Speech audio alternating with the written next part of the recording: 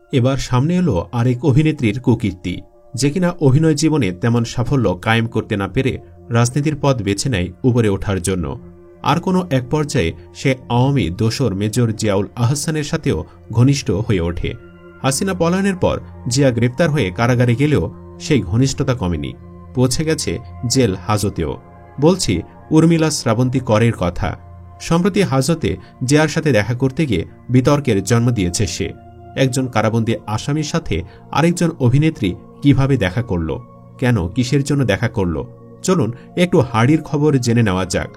হাসিনা পলায়নে দিন 10 পরই তার দোসর মেজর জেনারেল জিয়াউল আহসানকে গ্রেফতার করা হয়।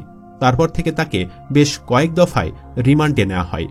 সর্বশেষ 1 নভেম্বর থেকে 5 নভেম্বর অবধিও সে নিউ মার্কেট থানায় রিমান্ডে ছিল। আর তারই চতুর্থ দিন অর্থাৎ 4 নভেম্বর থানায় জিয়ার সাথে দেখা করে কথিত অভিনেত্রী কামে নর্তকী উর্মিলা শ্রাবন্তী কর। কাতার ভিত্তিক সংবাদ মাধ্যম আল জাজিরার সংবাদকর্মী জুলকারনাইন শায়ের তার ফেসবুকের একটি পোস্টে জানান, তারপর থেকে তুমুল বিতর্কে উর্মিলা। অনেকেই জানতে চাচ্ছেন সে কেন কারাগারে গিয়েছিল। জিয়া দীর্ঘদিন ধরে বন্দী বলে কি সার্ভিস দিতে গিয়েছিল উর্মিলা? তাহলে কি তাদের সার্ভিস কারাগার অবধি পৌঁছে গেছে? জিয়া উর্মিলার মধ্যে গোপন সম্পর্ক ছিল, আছে, এটা মিথ্যা হবার সুযোগ নেই। তবে কারাগারে দেখা করতে গেলেও সার্ভিসের জন্য না, এটা সত্য। কারণ দেশের এই পরিস্থিতিতে অন্তত কারাগারে একান্ত সময় কাটানোর সুযোগ নেই। জানা গেছে মূলত ব্যবসায়িক কাজে জিয়ার সাথে দেখা করতে গিয়েছিল উর্মিলা। মূলত উর্মিলা শিক্ষা জীবন থেকেই আওয়ামী লীগের অঙ্গ সংগঠন ও বর্তমানে নিষিদ্ধ ছাত্রলীগের রাজনীতিতে জড়িত ছিলেন। অভিনয় জীবনে তেমন সাফল্য কায়েম করতে না পেরে তিনি রাজনীতির পথ বেছে নেন উপরে ওঠার জন্য। আর কোনো এক পর্যায়ে তিনি আওয়ামী দোসর মেজর জিয়াউল আহসানের সাথেও ঘনিষ্ঠ হয়ে ওঠেন। জুলকারনাইনের সেই পোস্ট অনুযায়ী অনৈতিক সম্পর্ক ছাড়াও সাবেক এনটিএমসির মহাপরিচালক মেজর জিয়ার অবৈধ বিভিন্ন ব্যবসার সাথেও জড়িত আছেন এই অভিনেত্রী। সেসব ব্যবসার বিষয়ে আলাপ করতে এবং মেজর জিয়ার সহচর শাকিল ও রাসেলের জন্য নির্দেশনা নিতেই উর্মিলা থানায় যান বলে জানিয়েছেন জুলকারনাইন। এখন প্রশ্ন হচ্ছে, জিয়ার মতো এত জঘন্য একটা অপরাধী কিভাবে জেল হাজতে থাকা অবস্থায় উর্মিলার সাথে দেখা করার সুযোগ পায়? বর্তমান সরকার কি একটু বেশি দয়ামায়া দেখানো শুরু করেছে? জিয়াউলের কুকর্ম কি তারা ভুলে গিয়েছে? হাসিনা চামচামি করে রাতারাতি বড় পদে উঠে যাওয়া জিয়াউল কর্মজীবনের বিগত 1 দশকের বেশি সময় গুম, খুন ও ব্যক্তিগত ফোন কল আড়িপাতাসহ বিভিন্ন বিতর্কিত কর্মকাণ্ডের অভিযোগে অভিযুক্ত হয়েছে। গোপন বন্দিশালা, আয়নাঘর তৈরি করে সেখানে বিরোধী মতাবলম্বীদের তুলে নিয়ে বছরের পর বছর গুম করে রাখার অভিযোগ রয়েছে তার বিরুদ্ধে। সে যাদের গুম করত তাদের দিনের আলো দেখতে দিত না। সেখানে বর্তমান সরকার কিভাবে তাকে রক্ষিতার সাথে দেখা করতে দেয়? জুলকারনাইন শায়ের পোস্টে উল্লেখিত ন্যাশনাল টেলিকমিউনিকেশন মনিটরিং সেন্টার এনটিএমসির চেয়ারম্যান জিয়াউল হলেও তাতে একটি বিশেষ দল সকল কিছু পরিচালনা করত। এই দলের প্রধান ছিলেন ব্রিগেডিয়ার জেনারেল বাকের, জিয়ার শ্যালক রিজভান ইসলাম আন্তু, জামালউদ্দিন আহমেদ ডালিম, জামিউল ইসলাম, মুনাইম শাহরিয়ার। এরা সবাই এনটিএমসির সদস্য। এর বাহিরে টেক গার্লিকের মালিক ওবায়দুর রহমানও জড়িত ছিল এবং ক্যাশিয়ারের কাজ করতেন জিয়ার স্ত্রীর মামাতো বোনের স্বামী শাকিল মাহমুদ ও শ্যালক সাইফুল হক রাসেল। এদের সাথেই কাজ করে অভিনেত্রী উর্মিলা। এরা সকলেই 2016 থেকে বহু গুম, খুনের সাথে জড়িত কুখ্যাত জিয়াউল আহসানের সাথে কাজ করত। জিয়ার সকল ব্যবসা, যেমন বিউটি পার্লার, টেক, গুলশানের ট্রাভেল এজেন্সি, এরা দেখভাল করত এবং এখনও করে।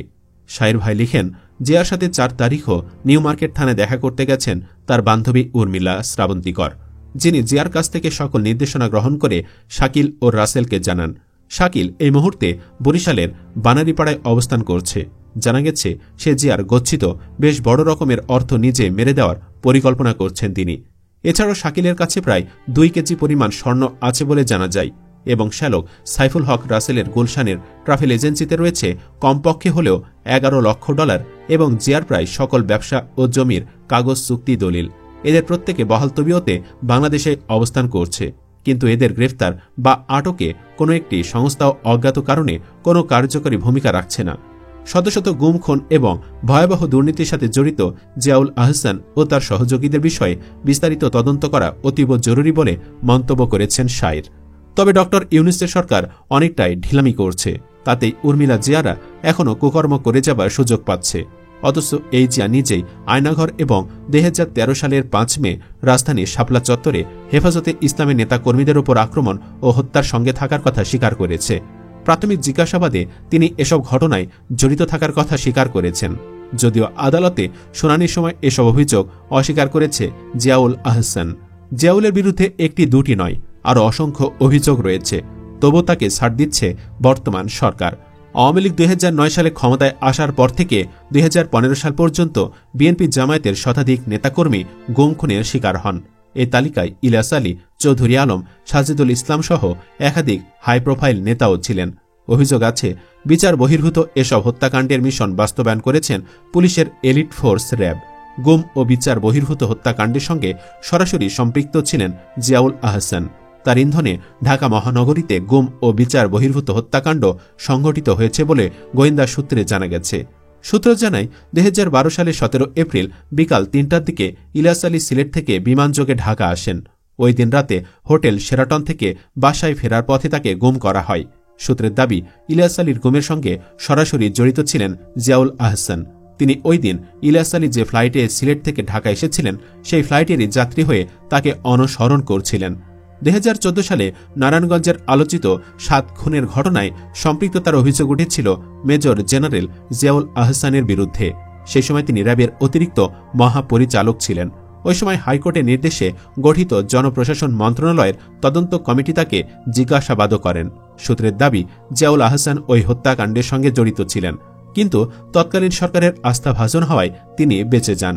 এছাড়া এনটিএমসিতে দায়িত্ব পাওয়ার পর জিয়াউল আহসান সরকারদলীয় ও বিরোধী দলীয় হাই প্রোফাইল নেতাসহ আইনশৃঙ্খলা বাহিনীর সদস্যদের ব্যক্তিগত ফোনালাপ রেকর্ড করতেন।